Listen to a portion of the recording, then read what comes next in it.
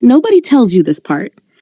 They tell you about the hot flashes. They tell you about the metabolism slowing down, the joints that ache differently now, the doctor's vague suggestion to stay active. What nobody tells you is what happens socially when a woman over 50 gets strong. Not toned, not fit for her age, strong. Because here's the uncomfortable truth. For the last decade or two, you've probably been operating in a kind of social camouflage. Not invisible exactly. You still get seen at the grocery store, still get nodded at in meetings, but unregistered, unthreatening, safe to overlook. And somewhere along the way, you may have made peace with that, or told yourself you didn't care. Then you got strong, and suddenly the room recalibrates. This isn't a video about workouts. I'm not going to tell you about training splits or protein targets. This is about something almost nobody talks about, honestly. The social physics of a woman who takes up more space than she's supposed to, at an age when she's supposed to be taking up less. Welcome to Iron Femme, a channel that helps women build strength that shows up everywhere. In the gym, in your career, in your voice, in your life. No shrinking, no apologizing, no training light. We lift heavy, we stand tall, we take up space. Physique, mindset, presence, all of it. If you wanted to be stronger in every room you walk into, you are in the right place. Let's sit with the invisibility for a second, because you can't understand the shift without understanding what it's a shift from. Somewhere around your mid-40s, something quiet happened. You noticed it in small ways. The eye contact that used to linger a beat longer didn't. The way a young clerk's attention moved past you to whoever was next in line. The way at family gatherings, your opinions were heard but not necessarily weighed.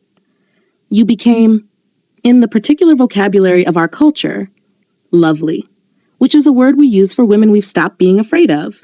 This wasn't cruelty. It was ambient. It was the water everyone was swimming in. Society has a very clear idea of what an older woman's body is supposed to communicate. Softness, accommodation, the graceful acceptance of fading, shrinking, essentially. Physically, socially, energetically. And the tragic efficiency of it is that most women shrink right on schedule because the expectation is so total, it doesn't even feel like an expectation. It feels like aging. So when a woman in her 50s or 60s starts to build actual physical strength, not the appearance of fitness, but the reality of it, the kind that shows up in how she carries a suitcase, how she stands up from the floor without using her hands, how she moves through a doorway, she is doing something the culture did not budget for. And people notice. Not always kindly, not always consciously, but they notice. Start with other women, because this is often the most complicated terrain. Some women will be electric with encouragement, genuinely thrilled, asking questions, wanting in. That's real, and it's beautiful, and it happens more than the cynics would have you believe. But there's another response. Quieter and more uncomfortable to talk about, a kind of competitive recalibration. You may notice certain friendships develop a strange new tension. Comments that sound like compliments but land like corrections. You don't want to get too muscular though. Isn't that a lot of time at the gym? I just prefer to age naturally. That last one is doing a lot of work. Because what it really means is, your choice is making my choice visible.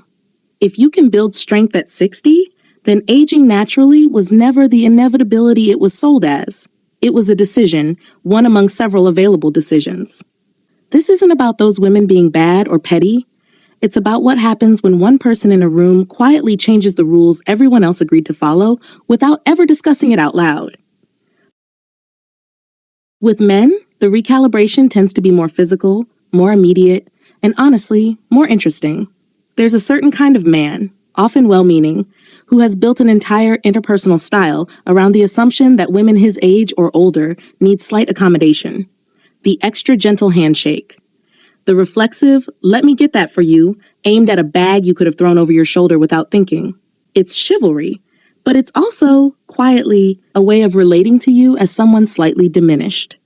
Strength disrupts that script fast. A woman who moves with real physical confidence changes the choreography of a room. Some men find this disarming in the best sense. They relax because they're no longer performing careful gentleness towards someone who doesn't need it. And something more honest and more equal can exist instead. Others find it genuinely destabilizing because an entire identity, protector, stronger one, the physically capable half of the room, has quietly had the ground shift underneath it. Neither reaction is really about you. Both are about what your presence reveals in them. And then there's family, often the strangest terrain of all. Adult children, in particular, can have a complicated reaction to a mother who is visibly, physically strong. Some feel enormous pride, the kind that shows up as bragging to friends, as a new kind of respect in how they speak to you, but others feel something closer to disorientation. Because if your role in the family narrative was the one who takes care of everyone, gently, from a slight step behind, then a mother who carries herself with obvious physical authority requires a small rewrite of the family story. Not a bad rewrite, just an unfamiliar one. Doctors, too, are not immune to this. Many will treat a strong, older woman with a kind of surprised recalibration. The assumptions embedded in a chart, in a tone of voice, in the phrase, "at your age," start to soften once she demonstrates physically that the chart's assumptions were incomplete. Here's what matters, though, and it's the part I want you to actually sit with. None of this is really about your body. The muscle is almost incidental. What you're actually building is presence, the ability to walk into a room and occupy it fully, rather than apologetically. The physical confirmation written into your own posture and grip and gait that you have not agreed to disappear. We tend to talk about strength training for older women in the language of health. Bone density, balance, longevity, all real and all worth caring about. But underneath the physiology is something more radical. Strength is one of the few things a woman can build later in life entirely for herself that also happens to be impossible for the culture to ignore. You can't argue your way into being taken seriously in a room that's decided not to see you, but you can, quite literally, stand differently in it. And that's what unsettles people, not vanity, not competitiveness, agency, the evidence in your own body that shrinking was never actually required, it was just expected, and you stopped complying. None of this is a reason to do it, by the way. If you're building strength to make an ex-husband uncomfortable at your daughter's wedding, or to win some silent contest with a friend, you'll find it's a hollow kind of motivation. It runs out.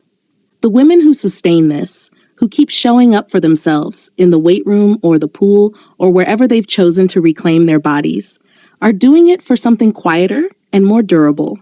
The simple, private satisfaction of being fully, physically present in their own lives. If this found you at the right moment, subscribe to Iron Femme. This is exactly the conversation we're having here. The social shifts are real, though. People will treat you differently. Some of that will feel like respect you've earned. Some of it will feel like discomfort you didn't ask to cause. Both are just information. Evidence that you've stopped fitting into the smaller shape the world had drawn for you. You don't owe anyone a smaller version of yourself. You never did.